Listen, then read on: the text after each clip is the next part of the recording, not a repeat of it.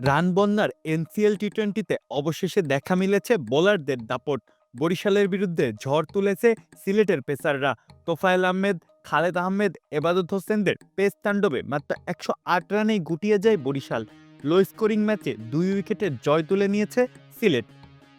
বুধবার টস জিতে বোলিংয়ের সিদ্ধান্ত নেয় সিলেট। অধিনায়কের ভরসার প্রতিদান দিয়েছে বোলাররা।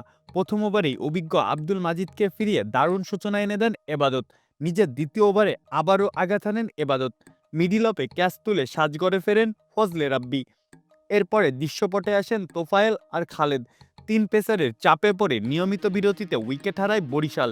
এবাদত আর তোফায়েল নিয়েছেন ৩টি করে উইকেট, আর খালেদ নিয়েছেন ১টি উইকেট। ৩ পেসারের ৮৮ বোলিংয়েই নিয়েছেন ৭টি উইকেট।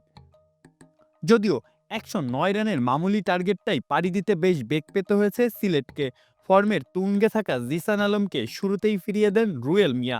রুয়েল আর কামরুল হাসান রাব্বিও পেসার হিসেবে ঝড় তুলতে পিছু পা হননি। ৫৬ রানেই ৫ উইকেট তুলে নিয়ে ম্যাচের মোড় প্রায় ঘুরিয়ে দিয়েছিলেন তারা। তবে সিলেটকে জয়ের বন্দরে পৌঁছান অধিনায়ক মাহফুজুর রাব্বি। আগের ম্যাচে ৩৯ বলে ৮২ রানের অপরাজিত ইনিংস খেলেও দলকে জেতাতে পারেননি তিনি। ১ রানের তিক্ত হারই বরণ করতে হয়েছিল চট্টগ্রামের বিপক্ষে।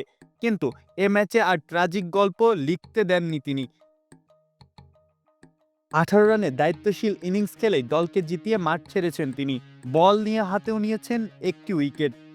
প্রপার অলরাউন্ডার হবার পথে বেশ জোরে সোরেই আগাচ্ছেন রাব্বি।